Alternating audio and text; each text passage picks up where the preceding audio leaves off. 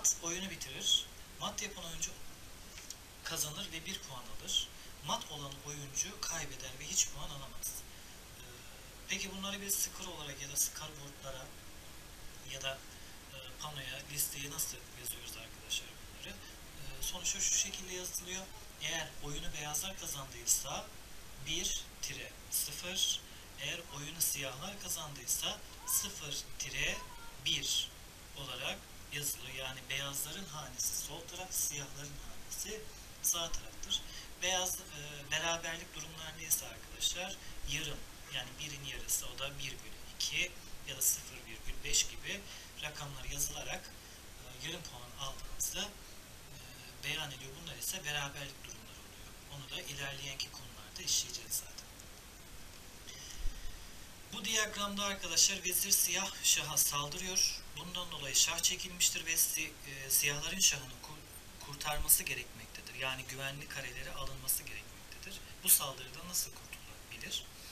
Kaçmak veya araya taş girmek mümkün değildir burada. Çünkü vezirin ataş attığı ya da vezir ile şah arasında hiçbir boş kare yok. O yüzden taş da alınamıyor. Bu nedenle siyahlar için tek olasılık beyaz veziri almaktır.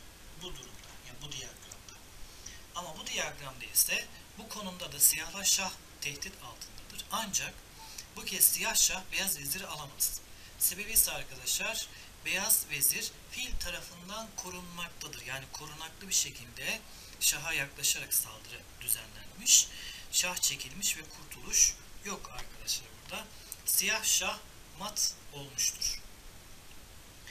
Bu diyagramımızda ise sol tarafta at B6 karesindeki vezirini korumaktadır. Yine siyah veziri koruyor. Özür dilerim, beyaz vezirini koruyor. Siyah şah tehdit altındadır ve yapabileceği hiçbir şey olmadığı için mat olmuştur. Sağ tarafta ise beyaz şah mat olmuştur. Yani siyah vezir fili tarafından korunmaktadır. Bu diyagramın üst tarafında kale 7. yataydaki tüm kareleri kontrol etmektedir. Siyah şah yalnızca D8'e veya F8'e gidebilir. Alt kısımdaki örneğimizde ise siyahlar daha fazla kareyi kontrol etmektedir. Beyazlar henüz mat olmamıştır. Mat için şah çekilmesi gerekmektedir. Vezir ile F1'den mat edebilir. Yani vezir çaprazdan, diagonalden arkadaşlar F1 karesini ilerleyip şah ve mat hamlesini gerçekleştirebilir. Bu örneğimizde vezir 7. yataydaki tüm kareleri kontrol etmektedir. Kale 8. yataydan şah çekerek şaha kurtuluş yolu bırakamaz. Yani biz böyle yapılan matları biliyorsunuz ki merdiven matı diyoruz. Alt kısımda ise beyaz şah mat olmuş. Yani bir üstteki diyagramda siyah şah mat olmamıştı. Alttaki diyagramda arkadaşlar siyah şah mat olmuş. Yani merdiven matı gerçekleşmiş. Beyaz şah tehdit altındadır ve kurallara uygun olarak yapabileceği hiçbir hamlesi yoktur. Yani tek başına olduğu için eğer başka taşları olsaydı araya taş girme, taş sokma ya da taş alma işlemleriyle kurtulma hamleleri yapılabilirdi.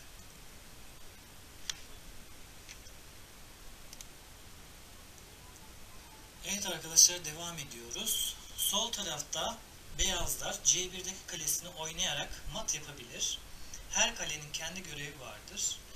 B kalesi B hattını tutmaktayken C kalesi ise şah çeker. Yani C1'de duran beyaz kale A1'e ilerleyerek şah çeker. Mat için her ikisi de gereklidir. Yani bu iki kalenin olması gerekiyor. Ya da iki tane vezir de olabilir bunların yerinde. Bir önceki diyagramımızda olduğu gibi biri kale biri vezir de olabilirdi. Burada arkadaşlar C1'de duran kale merdiven matını gerçekleştirmiş olacaktır. Sağ tarafta ise G2'den mat edecek olan veziri F3 piyonu koruyacaktır. Yani F3'te siyah piyon durduğu için G8'deki vezir G2 hamlesini yaparak beyaz şahı köşe matı yapmış olacaktır. Evet arkadaşlar, matla ilgili birçok konuya değindik burada da. duyacağınız çok fazla mat çeşidi vardır. Temel matlarımıza geçtiğimizde zaten detaylı öğreneceksinizdir. Şimdiden kafanızda matla ilgili birkaç konuyu canlandırmış olduk bu şekilde.